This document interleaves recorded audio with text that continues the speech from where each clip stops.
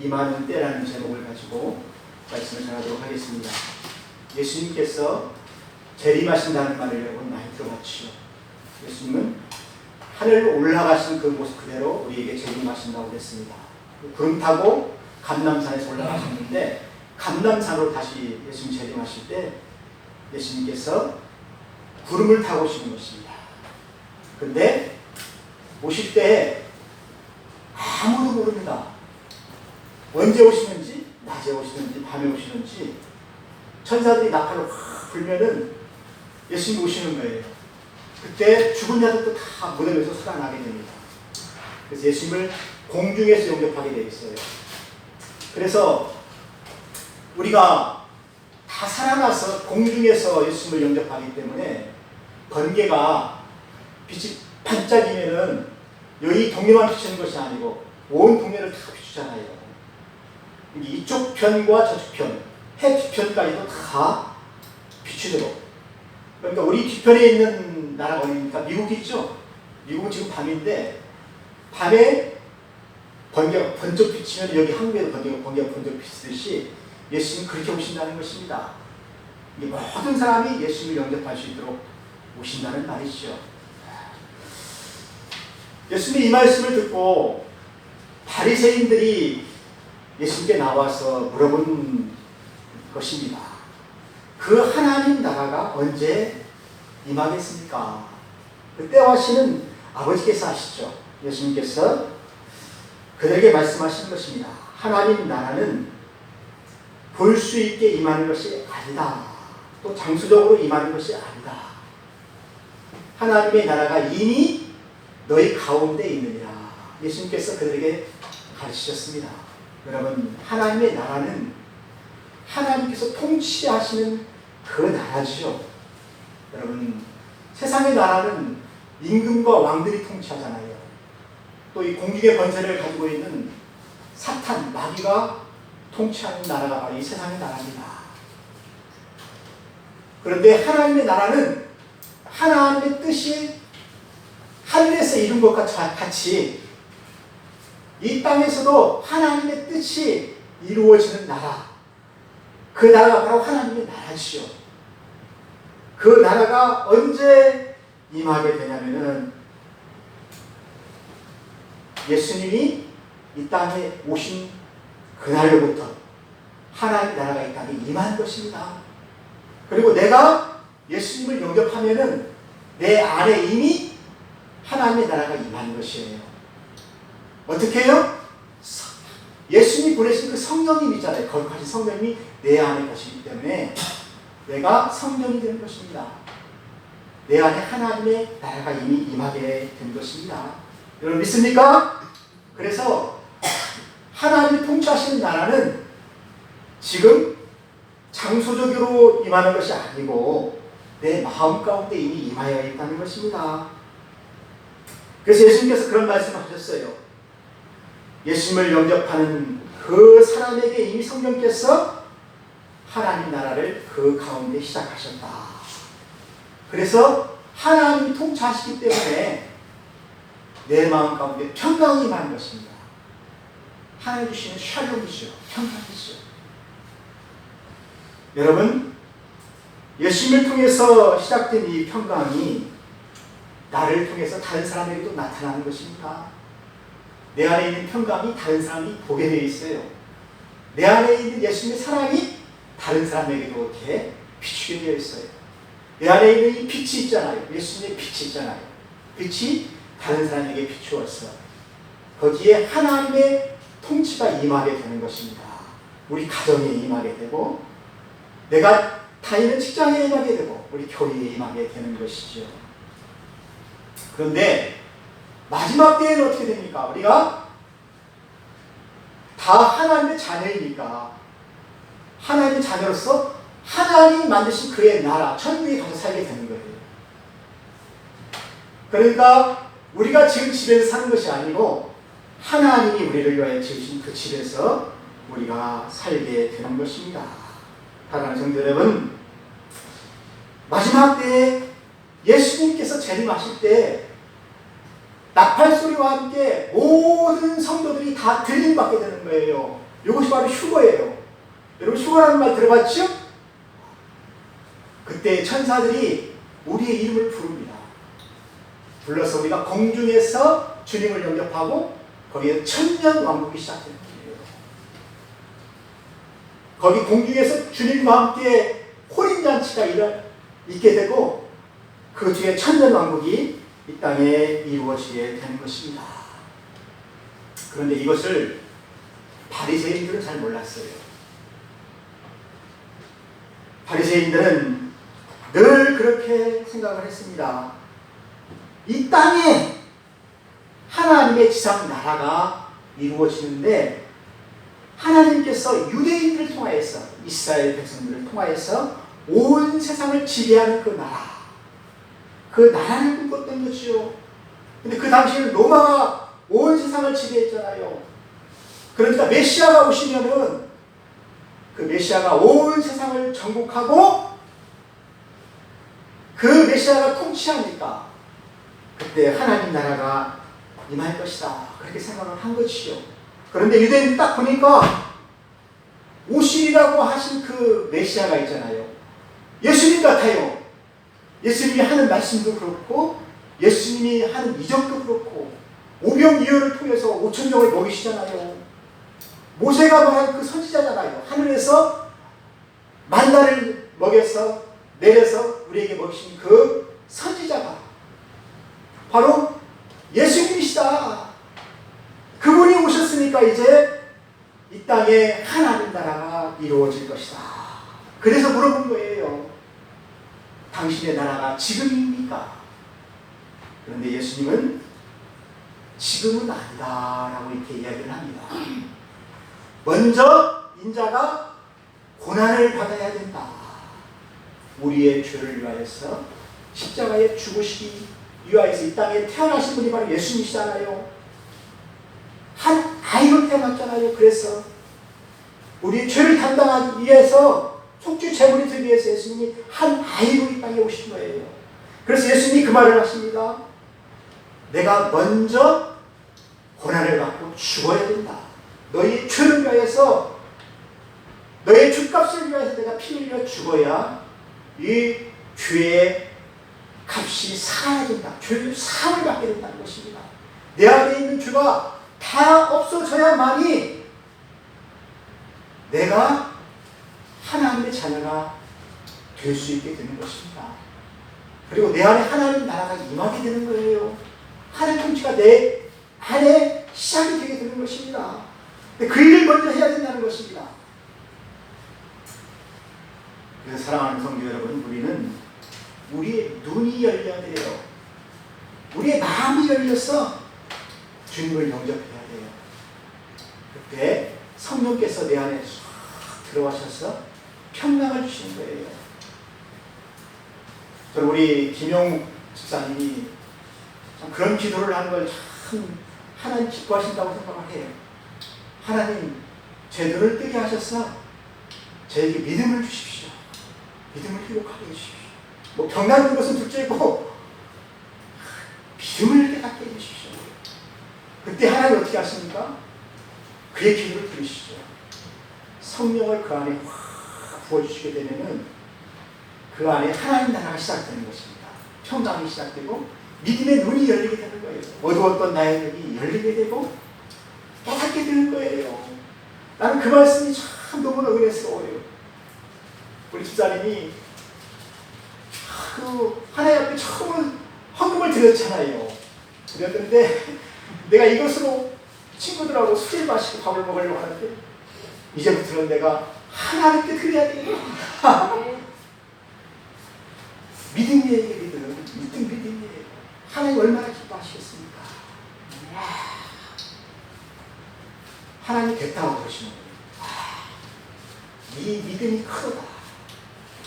나는 우리 김용 성도님이 우리 교회 장로도 될 수 있다고 생각합니다.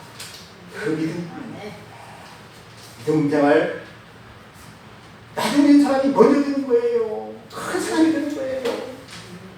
사랑하는 성도 여러분, 이렇게 믿음이 있어야 되고 눈이 열려야 되고 그런 사람에게 그리스도의 음성을 듣는 귀가 열리게 되는 것입니다. 성령의 역사가 있게 되는 것입니다.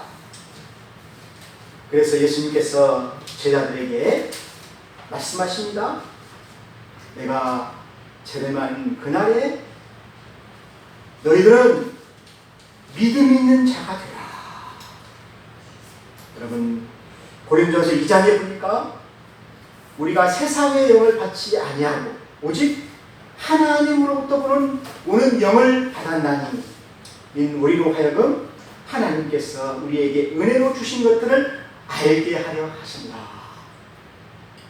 그래서 성령을 우리에게 부어주신 이유가 하나님께서 주신 은혜를 알게 하려고 성령을 우리에게 보내주셨다는 것입니다. 그러니까 우리가 성령을 받게 되면은 예수님이 나의 죄를 위해서 죽으셨구나. 그리고 또 살아나셨구나. 또 나를 데리러 오시는구나. 그날에 내가 주님과 함께 천국에 가서 영원히 사는구나. 이것이 믿어진다는 것입니다. 근데 이것이 안 믿어지는 사람이 있어요. 참 이상해요. 이것을 안 믿어지는 사람은 아직 성령을 받지 못한 거예요. 은혜가 임하지 않는 것입니다. 그래서 육에 속한 사람은 하나님의 성령의 일을 받아들이지 아니하나니 이는 그것들이 그에게는 어리석게 보이며 또 그는 그것들을 알 수도 없나니 알 수도 없어요. 그렇기 때문에 성령이 임하게 되면 깨닫게 되는 것입니다. 내가 하나님의 자녀가 되었구나 하는 것을 깨닫게 되는 거예요. 그래서 우리는 하나님의 영으로 인도함 받은 사람이 되어야 된다는 것입니다. 믿습니까? 네. 하나님의 영으로 인도함 받는 사람은 하나님의 아들이라. 이는 내 아들이라 라는 것입니다. 그래서 성경이 우리에게 이야기합니다. 너희는 양자의 영을 받았다. 이 양자로 하나님이 우리를 입양하신 것입니다. 하나님에게는 아들이 몇 분입니까? 독생자 예수님밖에 없지요. 그런데 예수님을 우리의 죄를 위하여서 내어주고 양자로 영입한 것이 누굽니까? 우리죠. 나와 여러분들이죠. 하나님의 자녀를 영입을 했다는 것입니다. 그래서 우리는 하나님을 아버지라고 부르는 거예요. 그것도 아빠 아버지라고 부를 수가 있다는 것입니다. 여러분, 종들은 아버지라고 부를 수 있습니까? 감히 못 부르죠. 무서워하죠. 아버지를 무서워하죠. 근데 우리는 하나님의 양자니까, 아들이니까 아빠에게 달려갈 수가 있고 기도할 수가 있고 아버지에게 부탁할 수가 있죠. 여러분, 그래서 기도하는 것입니다. 우리는 필요한 거 있으면 아버지잖아요. 아버지 나 이거 필요합니다. 주십시오. 그러잖아요. 그리고 자녀이면 상속자예요. 하나님이 만든 그 나라를 누가 차지합니까? 하나님이 만든 그 집을 누가 들어갑니까? 자녀들이 들어가죠. 여러분, 제가 사는 집 있잖아요. 집 누가 나중에 삽니까? 우리 자녀들이 살죠. 내가 죽으면 자녀들이 살잖아요. 그렇지 않나요, 집사님? 마찬가지예요. 하나님이 만드신 그 모든 것들이 다 그 자녀들이 차지하게 된다는 것입니다. 그러니 얼마나 큰 복이에요. 하나님이 상속자라는 것입니다. 그래서 상속자이기 때문에 우리가 현재 받는 고난에 대해서 우리가 두려워하지 말라. 우리가 앞으로 우리에게 나타날 영광과는 좋게 비교할 수가 없구나라는 것입니다.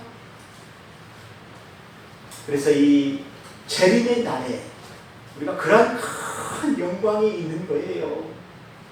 그런데 오늘 예수님께서 또 말씀하십니다. 예수님께서 재림하실 때에 사람들이 노아의 때와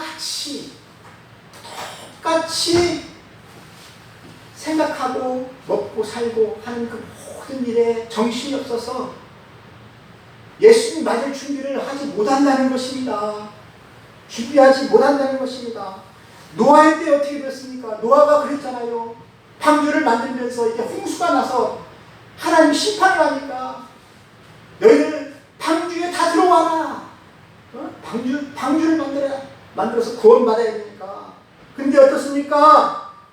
들어가던 날까지 사람들이 그것을 농담으로 여기고 사람들이 먹고 마시고 장가들고 시집가고 그냥 놀더니만은 홍수가 났을 때 어떻게 했습니까? 다 모래받아 죽었잖아요. 심판받았잖아요.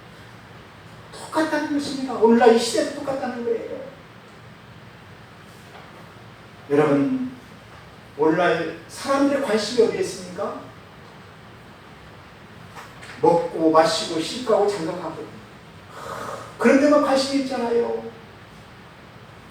여러분, 롯의 때도 마찬가지입니다. 롯의 때도 소돔과 고모라 성이 여호와의 동상 같았어요. 그렇게 아름답게 꾸며놓고 살았다는 것입니다. 그리고 먹고 마시고 사고 팔고 막 그랬다는 것입니다.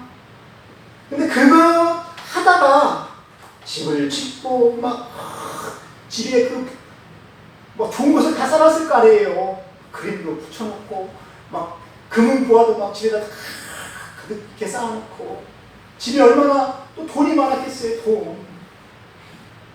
돈이 막 그 금고에 쌓았잖아요. 그런데 어느 날 갑자기 어떻게 했습니까? 소돔과 고모라 성에 불과 유황이 떨어졌잖아요. 그 지역이 사해입니다. 사해 바다가 바로 소돔과 고모라 성이 있었던 그 지역이에요. 거기에 불과 유황으로 하나님이 그들을 심판하시니까 그 땅이 녹아가지고 움푹 들어갔어. 사해 바다가 됐잖아요. 얼마나 많은 불과 유황이 떨어졌으면 그게 움푹 들어갔겠습니까? 땅이 녹아버린 것이죠. 그때 멸망을 할 때 롯과 그의 처와 그의 가족들을 하나님이 구원하셨어요. 그래서 불렀습니다. 빨리 너희들은 피하라. 다른 동네로 피하라. 그래서 롯과 그의 아내와 자녀들이 막 달려서 도망가는데 롯의 아내가 자꾸 뒤를 돌아가 봤어요. 왜냐하면 자기 집에 돈을 놓고 왔거든. 폐물을 놓고 왔거든. 그 많은 것들을 가지고 올 수가 없잖아요. 또 장롱에 얼마나 아름다운 옷들이 많이 있겠어요. 또 신발이 얼마나 많겠어요. 그 부자였으니까. 롯이 부자였거든요. 그런데 그 돈과 금과 옷과 이런 것들을 다 만났는데 그것이 불타니까 자꾸 뒤를 돌아보는 가 거예요. 뒤를. 아쉬웠어. 그때 롯의 아내가 소금 기둥이었어요. 소금이 계속 거기서 나오는 거예요. 그래서 사해 바다가 짜다는 말이 거기 나오는 거예요. 소금이 거기서 나오는 거예요. 여러분, 소금은 맛을 내야 되는데 소금이 너무나 많이 나와서 자기만 이렇게 쌓아놓으니까 어떻게 됐다? 짰어. 거기에 아무것도 살 수 없는 사해 바다가 되었지 않습니까? 인자가 임하는 날에도 사람들이 그렇게 생각하리라. 지붕 위에 있는 새가 집 안에 있는 그것을 가지러 내려가지 말라. 그날이 도전까지 올 것이다. 밭에 있는 자는 뒤로 돌아보지도 말고 피하라는 것입니다. 자기 목숨을 보존하고자 하는 자는 잃을 것이요 잃는 자는 살리라. 그러니까 예수님이 재림하시는 그날에 큰 환난이 임하게 되는 거예요. 큰 심판이 불과 유황으로 이 땅을 다 태우게 되는 거예요. 그러니까 그날에 하나님 구원하시는 사람이 있습니다. 두 사람이 잠자리에 누워있는데 한 사람은 불리워서 들림받게 돼요. 이 사람이 누굽니까? 예수 믿는 사람이죠. 성령 받은 사람이죠. 이 사람은 들림받아서 하늘에 가서 예수님 영접하고 예수님과 함께 결혼하고 예수님의 신부가 되는 것입니다. 그런데 한 사람은 예수를 안 믿고 그렇게 살다가 어떻게 됩니까? 버림을 당하게 된다는 것입니다. 두 여자가 맷돌을 갈고 있었죠. 밥을 하려고 맷돌을 갈아서 밥을 하려고 하는데 낮에 한 여자는 데려감을 당하고 한 여자는 버려짐을 당할 것이라는 것입니다. 사랑하는 성도 여러분, 저는 오늘 이 말씀을 읽으면서 그러므로 깨어 있어야 된다. 낮이나 밤이나 어느 날에 주가 임하는지 우리가 알지 못하니까 우리가 준비하고 깨어 있으라는 것입니다. 언제 주님이 와서 나를 데려갈지 모르니까 깨어 있어 주님을 기다리는 것입니다. 사랑하는 성도 여러분, 저는 오늘 이 말씀이 여러분에게 예수님을 준비하는 말씀이 되었으면 좋겠습니다. 여러분들 예수님을 영접하고 예수님 마음 가운데 여러분 마음 가운데 이 성령님께서 역사하시면은 하나님의 나라가 여러분들 통해서 이루어지는 것입니다. 여러분 가운데 평강이 임하게 되고 여러분 가운데 사랑의 열매가 많이 맺히게 되고 또 성령의 열매들이 주렁주렁 맺히게 되는 것이죠. 기쁨이 임하게 되고 은혜가 임하게 되고 하나님의 은혜가 그 위에 머물게 되기 때문에 하나님의 큰 축복이 여러분의 가정에 있게 될 것입니다. 이것이 바로 하나님의 나라예요. 그 나라가 이 세상에서 여러분과 함께 있다가 주님 오시는 그날에 우리는 주님을 영접하고 천국에서 살게 되는 것입니다. 그러한 축복이 여러분에게 있기를 주의 이름으로 축원합니다. 하나님 아버지 감사합니다. 우리에게 성령을 부어주시고 예수님의 자녀도 양자로 삼아주신 것 감사합니다. 이제 우리 하나님의 아들이 되었사오니 우리가 상속자요 또 하나님 나라를 이 자기 기업으로 얻을 상속자요 우리가 그날에 들어갈 그날까지 감사하며 하나님을 예배하며 살 수 있게 하여 주옵소서. 예수님의 이름으로 기도하였습니다. 아멘.